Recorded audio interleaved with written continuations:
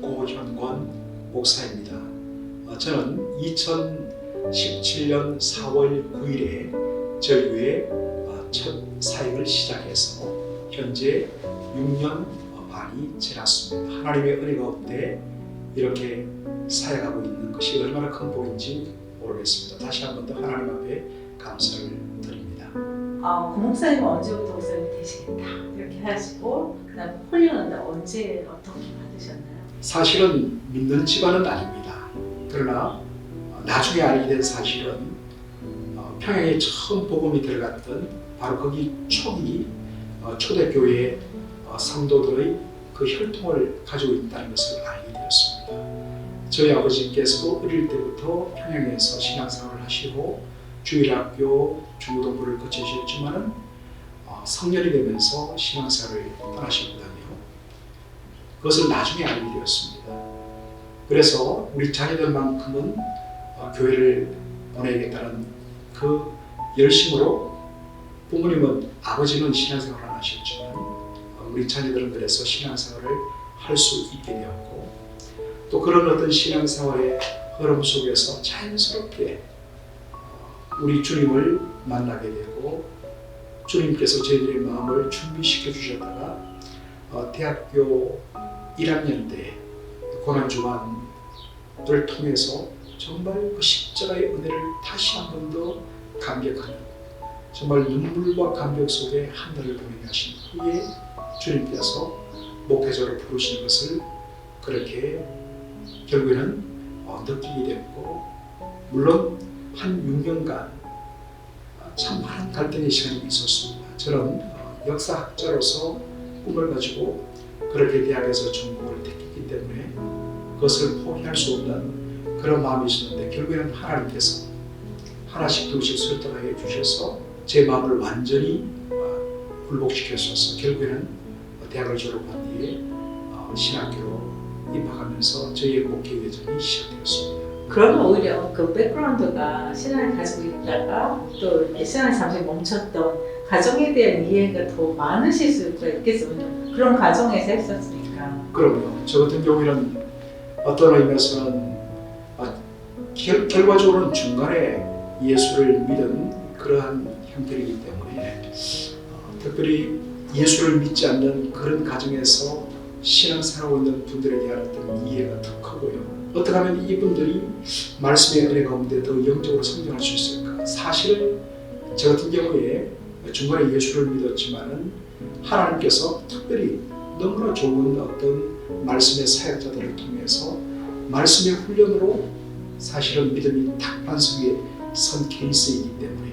어떤 의미에서 이분들이 더 빨리 믿음으로 성장할 수 있는 길은 바로 말씀으로 양육하고 훈련하는 것이다라는 것을 그렇게 더 느낀 케이스라고 저는 생각하고 있습니다. 네, 그 배경이 지금 목회 철학이나 목회에서도 말씀 중심의 목회자로 설 수 있는 그 토양이 된 것 같아요. 저 같은 경우에는 뭐 어떤 특별한 체험보다도 정말 성령께서 말씀을 보고 말씀을 연구하고 또 공부할 때에 제 어떤 영혼을 열어주시고 제 심령을 바꿔주시는 그런 말씀 중심의 은혜 체험을 저는 했다고 저는 확신하고 있습니다.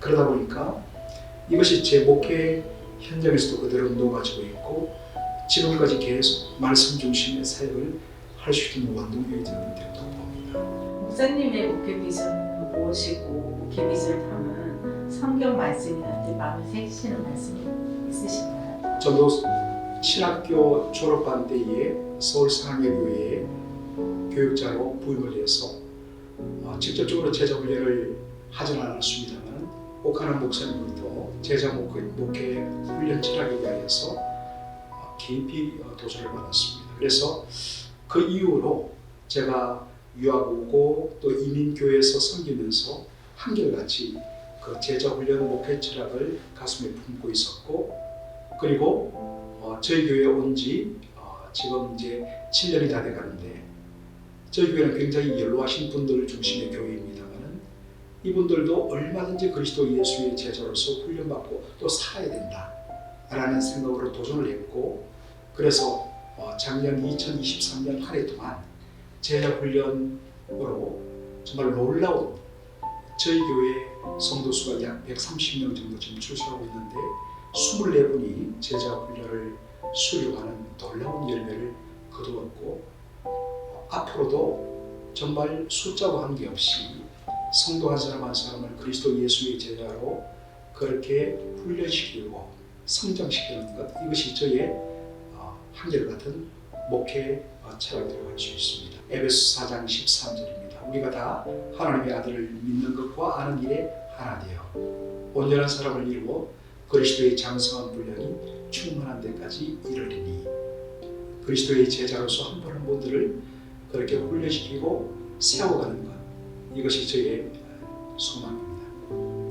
네, 지금 한인교회 많은 성도들이 고령화되어 있고 고령화된 교회 안에서 제자 교육을 한다던가 또 성도들한테 그 구원의 확신 이런 것들 심어주는 게 굉장히 어려워요. 그리고 또 성도들 자체도 왜 이 나이에 무슨 성경 공부야? 라고 하시는데 그런 분들 어떻게 이렇게 참여시키셨나요? 제가 매 강단에 설 때마다 정말 복음을 모든 설교 속에 넣고 있고, 그리고 성령께서 그 말씀을 통하여 그 영혼 속에 아직도 주님을 만난 그러한 거듭남의 은혜가 없는 분들에게는 반드시 오늘 이 말씀을 통하여 거듭나게 하여 주시고, 거듭났지만은 아직도 어떤 면에서는 종교적인 삶에 머물고 있는 분들에게는 정말 결단하는 은혜가 임하게 해달라고 그렇게 기도하며 말씀을 준비하고 있고 성령의 은혜를 구하면서 그렇게 도전하고 있습니다. 그리고 계속적으로 한번 성도들이 그 말씀의 은혜를 받는 분들은 말씀 공부에 참여하게 되고 또한 제자 훈련에 참여한다는 것을 저는 체험적으로 알고 있습니다. 그래서 나이와 상관없이 얼마든지 말씀 중심의 교회가 탈바꿈된다는 것을 지난 약 7년간의 목표를 통해서 작은 열매지만 그렇게 체험하고 있습니다. 얼마든지 가능하다고 저는 생각합니다. 새롭게 젊은 층이 많이 이렇게 찾아오는 교회가 됐다고 하는데 그 친구들과는 어떻게 서로 소통하시고 이민교회가 그렇지만 특별히 저희 교회는 가장 좀 고령화된 앞서가는 교회입니다. 그런 형편에서 사실 젊은 사람들이 이렇게 고령화된 교회에 예배 참석했다가 아무리 예배가 은혜롭고 말씀이 좋다 하더라도 주변 환경이 그러다 보니까 계속해서 예배를 이어가지 못하고 떠나가더라고요. 그런데 작년 중반에 한 1.5세 젊은 부부가 왔다가 말씀의 은혜를 받고 우리가 이 교회에 젊은 사람들의 마중물 역할을 해야겠다라고 결단하고 헌신했습니다. 그렇게 해서 한 분씩 두 분씩 그렇게 지금 들어오고 있고 앞으로도 계속적으로 연결될 것 같아요. 고마운 것은 저희 교회 60대, 70대 안수 집사님, 원사님들이 정말 새로운 그런 젊은 분들이 들어올 때마다 내 자녀처럼 와서 품어주고 안아주고 얼마나 직업동성으로 사랑을 쏟아주는지 모릅니다. 결국에는 그 사랑으로 그분들이 뿌리를 내렸다고 고백을 하더라고요. 그래서 사실 문화 차이도 있고 세대 차이도 있고 또 언어적인 어떤 장벽도 있지만 얼마든지 성령의 은혜 가운데 사랑 안에서 그리고 우리 1세대가 젊은 사람들을 위해서 자리를 내어주고 그렇게 섬겨줌으로 말미암아 얼마든지 우리 젊은 사람들이 뿌리를 내리고 이들이 다음 세대의 주인으로서 설 수 있는 그런 공간이 저는 있다는 것을 작지만은 지금 경험하고 있습니다. 앞으로 더 많은 분들이 그렇게 저희 교회를 통해서 은혜 받으리라고 저는 확신하고 있습니다. 우리 지금 주변에 맥클린 또 여기 버지니아, 메릴랜드 지역에서 교회를 찾고 있는 분들이 있어요. 그럼 우리 맥클린 한인장로교회는 어떻습니다. 보세요. 이렇게 간단하게 초청의 글을 한번 해주세요. 저희 맥클린 한인장로교회는 올해 교회 창립, 설립 47주년을 맞이하게 되는 굉장히 중년에 가까운 그러한 교회입니다. 그러다 보니까 나름대로 역사와 전통도 있지만 의외로 성도들이 굉장히 열려있고 굉장히 따뜻한 교회입니다. 그리고 사랑이 넘치는 교회이고 그래서 발걸음을 한번 들어보면 장로교회가 가지는 그런 엄숙함과 더불어서 어딘지 알 수 없는 그 성령의 따뜻함이 넘치는 그런 교회 예배와 특별히 말씀의 중심에 언제나 예수 그리스도의 십자가와 부활의 복음이 있는 그런 은혜로운 교회, 그리고 성령께서 역사하기를 항상 사모하고 열린, 그래서 기도를 존중하고 사랑하고, 그리고 늘 적은 무리가 보이지만 새벽에 은혜를 사모하는 그런 교회입니다. 오셔서 정말 그리스도 예수의 따뜻한 사랑을 받고 무엇보다 말씀 중심으로 성장하기를 원하는 우리 성도 여러분들을 진심으로 환영합니다. 구독과 좋아요는 사랑입니다. 만나에서 만나요.